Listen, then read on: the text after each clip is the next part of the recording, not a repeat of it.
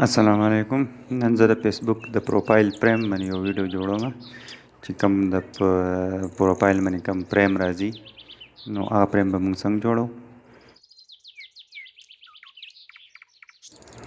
په موبایل باندې به پکس آرټ کولاو او که لیپټاپ وي نو په هغه کې اډاب فوټوشاپ باندې کېږي.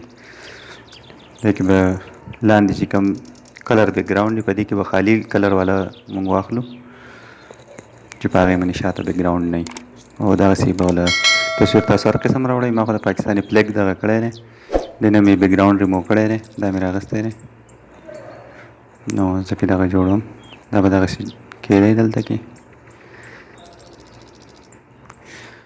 د دې دپاره به تقریبا 2300 پکسل 2300 ضربې 2300 پکسل دا دې دپاره پکار دی. صحیح د دې پکچر چې کوم راځي دا پکار دی. داسې به ورله لیکل وکړئ، په دې باندې کلر یې دا بدلېږي. تاسو کوم کلر غواړئ هغه ورته ولګوئ. ما د ویډیو دپاره دغه کړی دی، لږ په جلدی مې کړی دی. تاسو ځان له چې کله جوړوئ نو ښه په قلاره ډیزاین یې ښه مزېدار وکړئ، ولې چې دا په سوشل میډیا بیا راځي نو دا چې دی تاسو ښه مزېدار جوړ کړئ.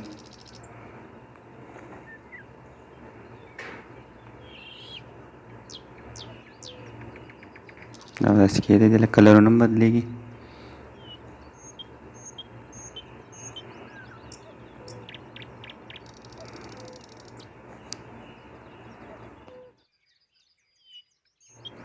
تاسو ځان له چې هر قسم دا غږ دی نو خو ما داسې د دغه دپاره کړی دی، ویډیو مې کړي ده د هغې دپاره. داسې ولیکئ عید الفطر بہت بہت مبارک ہو. تاسو هر څه چې لیکئ هغه ولیکئ. دا په پکس آرټ باندې دی، که څوک لیپټاپ باندې جوړوي نو اډاب فوټوشاپ باندې جوړ کړئ.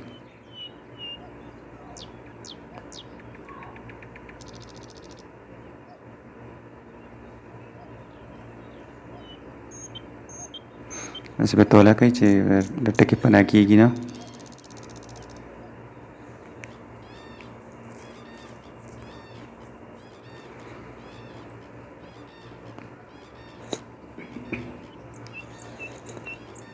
کلرونه هم چینج کړئ، تاسو کوم کلر غواړئ هغه کلر تاسو ورکولی شئ.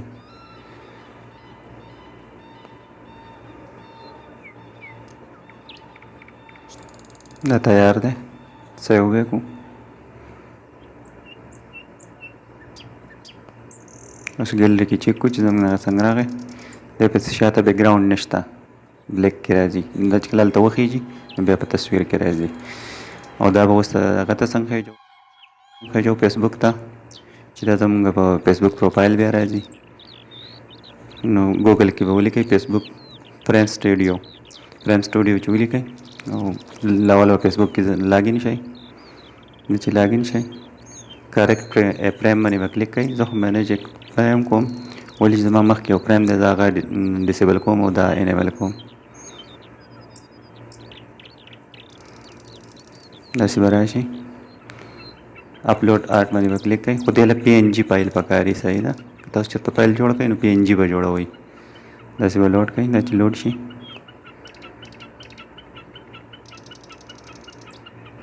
په دې طریقه به راځي. تاسو ته درې واړه طریقې ښیي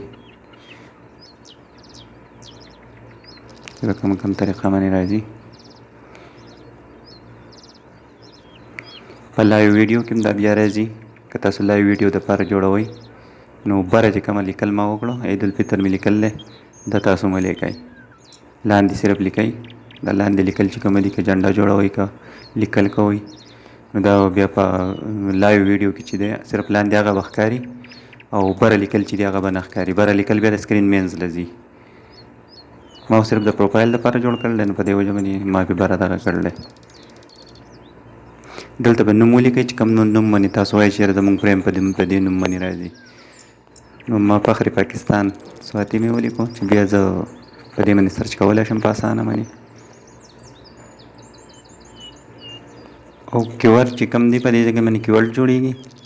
کیورډ یو لفظ تاسو جوړ کړئ، دا هغه کیورډ دی کوم چې تاسو هلته کې سرچ کېږي. څوک یې سرچ کړي که غلط سرچ کړي نو هم هغه دلته راځي، که دې نه یو ټکی سرچ کړي نو هم هغو ته هغه شو کېږي، هغې ته کیورډ وایي. دا تیار ده دغسې پبلش وکړو. په دې طریقه به راځي فخر پاکستان سواتي.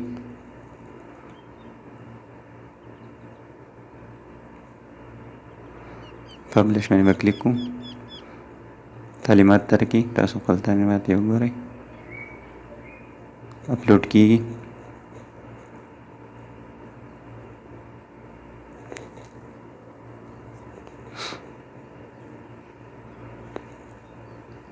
اپلوډ شو. بیرته دا تعلیمات راکړه چې دا ستا پرایم به داسې په نظر راځي.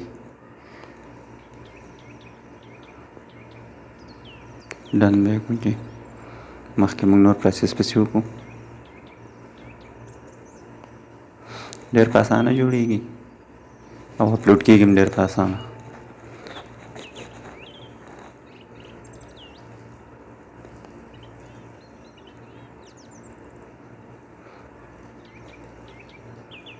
دا زما دوه پریمونه دي، نه یو خو ما ډیسیبل کړو، دا یو انیبل دی. اکټیو هم دی، اپروول هم دی. نو چې څه مسله پکې بیا نه اپروول کېږي.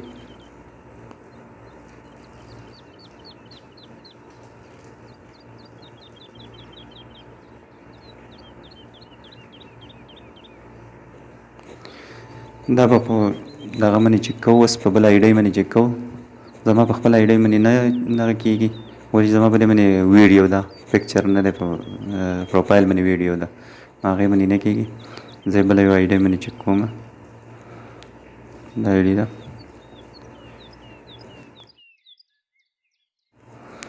تصویر باندې به کلیک کوو. ایډ فریم باندې به کلیک کوو.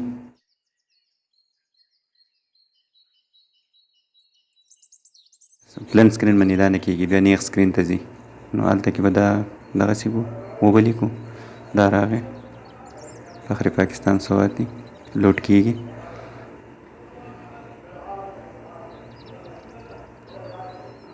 لوډ شي نو دغسې به راځي. دا زما دا چینل ځان سره سبسکرایب کړئ. زه خامخا یو نه یو ویډیو خېجوم.